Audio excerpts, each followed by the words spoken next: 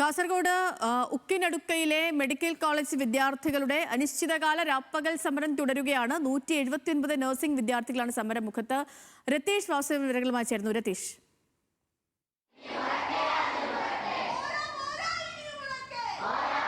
തീർച്ചയായും നമ്മളിപ്പോൾ ഇപ്പം നീലൊക്കെ പറഞ്ഞതുപോലെ തന്നെ രാഷ്ട്രീയവും പ്രതികരണവും വലിയ പ്രശ്നമാണെന്ന് എല്ലാവരും വലിയ തോതിൽ ചർച്ച ചെയ്യുന്നു.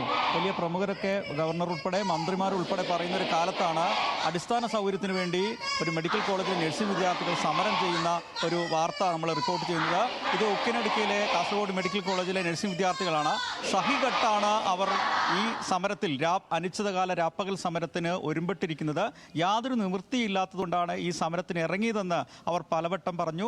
ഇന്ന് അനിശ്ചിതകാല രാപ്പകൽ സമരം തുടങ്ങുകയാണ്. അവരോട് തന്നെ ചോദിക്കാം, എന്താണ് ഇങ്ങനെ ഒരു സമരത്തിലേക്ക് നിങ്ങളെ പ്രേരിപ്പിച്ചത്? 3 ബാച്ചുകളായി 179 വിദ്യാർത്ഥികളുള്ള കോളേജിൽ 162ഓളം പെൺകുട്ടികളാണ് താമസിക്കുന്നത്. നമുക്ക് വേണ്ട ഹോസ്റ്റൽ സൗകര്യമെല്ലാം നമ്മൾ തന്നെയാണ് കണ്ടെത്തിയത്. എന്നാൽ ഈ ഒരു സ്ഥലം നോക്കിയാൽ തന്നെ അറിയാം, കർണാടക കേരള ബോർഡറിലാണ് ഈ ഒരു ഹോസ്റ്റലുകളെല്ലാം തന്നെ സ്ഥിതി ചെയ്യുന്നത്. ഇവിടെ തന്നെ പുറത്തുനിന്ന് ഒരാൾ കയറിയാൽ പോലും ഇവർക്ക് ആർക്കും ഒന്നും ചെയ്യാൻ വേണ്ടി സാധിക്കത്തില്ല. ഇന്നേ വരെ ഞങ്ങളുടെ സേഫ്റ്റി ഇഷ്യൂസിൽ ഒന്നും തന്നെ അധികൃതർ ആരും ഇടപെട്ടിട്ടില്ല. അതേപോലെ തന്നെ മറ്റ് ഗവൺമെന്റ് ഹോസ്റ്റലുകളും മറ്റും നോക്കിയാൽ 300 രൂപയിൽ താഴെ കുട്ടികൾ പൈസ അടയ്ക്കുന്നിടത്ത് ഞങ്ങൾ ഇവിടെ 5000 മുതൽ 10000 രൂപ വരെ മാസം അടയ്ക്കേണ്ടതായിട്ട് വരുന്നുണ്ട്.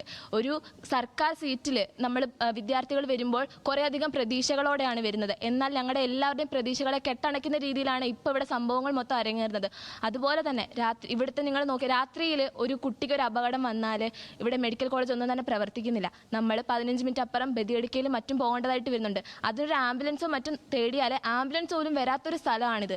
വളരെയധികം ബുദ്ധിമുട്ടാണ്. രാത്രി ഒരു കുട്ടിക്ക് അപകടം വന്നാൽ നമുക്കൊന്ന് ഹോസ്പിറ്റലിലോട്ട് എത്തിക്കാൻ തന്നെ. അതേപോലെ ഇതിനു മുമ്പ് ഞങ്ങളുടെ ഒരു വിദ്യാർത്ഥിക്ക് പാമ്പേടിയേറ്റ് നമ്മൾ ആശുപത്രി കൊണ്ടുപോകേണ്ട വന്നിട്ടുണ്ട്.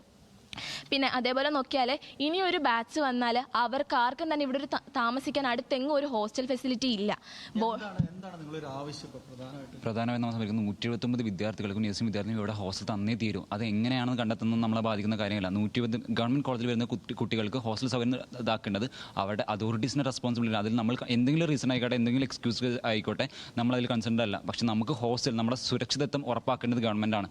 അതുകൊണ്ട് തന്നെ നമുക്ക് ഒരു ഗവൺമെന്റ് ഹോസ്റ്റൽ, ഇപ്പം നമുക്ക് ഇവിടെ തന്നെ ബാക്കിൽ വരുന്ന ഒരു കെട്ടിടം MBBS വിദ്യാർത്ഥികളായി തുറന്ന് പ്രവർത്തിക്കുമെന്ന് നമ്മൾ അറിയാൻ സാധിച്ചു. ഹോസ്റ്റൽ സൗകര്യമായി കൊടുക്കുന്ന സാധിച്ചു. നമ്മൾ വരുന്ന സമയങ്ങളിൽ, അഡ്മിഷൻ എടുക്കുന്ന സമയങ്ങളിലും പിന്നീട് അങ്ങോട്ട് നമ്മൾ പല നിവേദനങ്ങൾ കൊടുത്തിട്ടുണ്ടായിരുന്നു ഹോസ്റ്റൽ സൗകര്യത്തിനും മറ്റു ഫെസിലിറ്റീസിനും വേണ്ടിയിട്ടായിരുന്നു. അപ്പം നമ്മളോടെല്ലാം പറഞ്ഞ മറുപടി എന്തായിരുന്നു വെച്ചാൽ, എന്നാണോ ആ കെട്ടിടം പ്രവർത്തനം ആരംഭിക്കുന്നത് അന്ന് നമ്മയും അവിടെ അലോ ചെയ്യുമെന്നുള്ള രീതിയിലാണ്. നമ്മൾ അതിൻ്റെ ഭാഗമായിട്ട് ഇപ്പോൾ ആ പ്രവർത്തനം ആരംഭിക്കുന്നത് തുടർന്ന് നമ്മൾ നിവേദനം കൊടുത്തു. അപ്പം നമ്മൾ ഓപ്പൺ ആയിട്ട് നമ്മളോട് ഡയറക്റ്റ് മറുപടി കിട്ടിയത് തരാൻ സാധിക്കില്ല, നോ എന്നുള്ള ഒരു റിപ്ലൈ ആയിരുന്നു. എന്നാണ് ഈ MBBS വിദ്യാർത്ഥികളെ പോലെ തന്നെ ഡയറക്റ്റ് മെഡിക്കൽ എഡ്യൂക്കേറ്ററിൻ്റെ അണ്ടറിൽ വരുന്ന വിദ്യാർത്ഥികളാണ് നഴ്സിംഗ്, അവർക്കും എന്നാണോ ഇവിടെ നഴ്സിംഗ് ഹോസ്റ്റൽ സൗകര്യം കൊണ്ടുവരാൻ സാധിക്കുന്നത് അത് അന്നേ നമ്മുടെ ഇവിടുന്ന് മാറുന്നുള്ളൂ. അന്ന് അവരൊരു റിട്ടേൺ ഓർഡറോ സർക്കുലറോ എന്തെങ്കിലും പുറപ്പെടുവിക്കാൻ നമ്മളിവിടെ ഈ അനിശ്ചിതകാലത്ത് നിന്ന് പിന്മാറുന്ന പ്രശ്നമില്ല.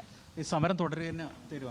അതെ, നമ്മൾ സമരം തുടർന്ന് പോകാനാണ് ഇതുവരെ തീരുമാനിച്ചത്. എന്ന് നമുക്ക് അധികാരികളുടെ ഭാഗത്ത് നിന്ന് ഒരു രേഖാമൂലമുള്ള ഒരു റിട്ടേൺ ഓർഡർ നമുക്ക് കൈപ്പറ്റാൻ സാധിക്കുന്നു, അന്ന് മാത്രമേ നമ്മൾ സമരം നിർത്തിയിട്ട് പോവുള്ളൂ എന്നാണ് നമുക്ക് ഇപ്പോൾ അറിയുന്നത്. പിന്നെ അതുപോലെ തന്നെ എന്നാണ് നമുക്ക് കൃത്യമായിട്ട് അവരൊരു മറുപടി തരുന്നത്, എത്ര കാലത്തിനകം നമുക്കൊരു ഹോസ്റ്റൽ സൗകര്യം റെഡിയാക്കി തരുമെന്ന് പൂർണ്ണമായും പറയുന്നു. വാക്കാൽ ഇതുവരെ ഇത്രയും കാലത്തിനടുക്ക് ഒരുപാട് വാഗ്ദാനങ്ങൾ ഞങ്ങൾക്ക് തന്നു കഴിഞ്ഞു. ഞങ്ങളിപ്പോൾ 90% നഴ്സിംഗ് കോഴ്സ് പഠിക്കുന്ന 90% പെൺകുട്ടികളാണ്. ഇത്രയും കാലം ഞങ്ങളുടെ സേഫ്റ്റിയെ പറ്റി ആരും കൺസേൺ ആയിട്ടില്ല എന്നുള്ളത് ഗവൺമെൻറ് കോളേജ് പഠിക്കുന്ന ഒരു വിദ്യാർത്ഥികളെ സംബന്ധിച്ചിടത്തോളം അത്ഭുതകരമായ ഒരു കാര്യമാണ്. കാസർഗോഡ് ഇങ്ങനെ ഒരു നഴ്സിംഗ് കോളേജ് തുടങ്ങുമ്പോൾ ആ നഴ്സിംഗ് കോളേജിന് ആവശ്യമായ ഹോസ്റ്റൽ സൗകര്യം ലഭ്യമാക്കുക എന്നത് സർക്കാരിനെ സംബന്ധിച്ചിടത്തോളം അവരുടെ ഉത്തരവാദിത്തമാണ്. നമ്മളിപ്പോൾ പുറകിലെ മെഡിക്കൽ കോളേജ് ഹോസ്റ്റൽ കാണിച്ചു കൊടുത്ത് ഈ ഹോസ്റ്റൽ നമുക്ക് വേണമെന്ന് ചോദിക്കുന്ന സമയത്ത് അവർ പറയുന്നു ഇലക്ട്രിസിറ്റി ഇല്ല, അതുപോലെ വാട്ടർ സപ്ലൈ ഇല്ല. ഈ വാട്ടർ സപ്ലൈ, ഇലക്ട്രിസിറ്റി നമ്മളാണോ കണ്ടെത്തേണ്ടത്? നമ്മളിവിടെ പഠിക്കാൻ വരുന്ന സമയത്ത് നമ്മൾ പ്രതീക്ഷിക്കുന്ന എന്താണ്? ഒരു ഹോസ്റ്റലാണ്. അത് ഇത്രയും കാലമായിട്ട് അവർക്ക് ലഭ്യമാക്കാൻ സാധിച്ചിട്ടില്ല. അപ്പോൾ ഇനി എത്ര കാലം അവർ ഇതിന് മുതിരുന്നോ, എത്ര കാലത്തിനടുത്ത് നമുക്ക് ഹോസ്റ്റൽ സൗകര്യം നൽകുന്നോ അത്രയും കാലം സമരമായിട്ട് മുന്നോട്ട് പോകാനാണ് ഞങ്ങൾ തീരുമാനിച്ചിട്ടുള്ളത്. അതൊരു റിട്ടേൺ ഓർഡറായി തന്നെ കയ്യിൽ കിട്ടുന്നത് വരെ ഞങ്ങൾ ഈ സമരം തുടരും. ശരി, അപ്പം വിദ്യാർത്ഥികൾ അവരുടെ ആശങ്കകൾ പങ്കുവെക്കുകയാണ്. ഒരു നടപടി ഉണ്ടാകുമെന്ന പ്രതീക്ഷയോടുകൂടി അവിടെ ഇപ്പോഴും സമരം തുടരുകയാണ്.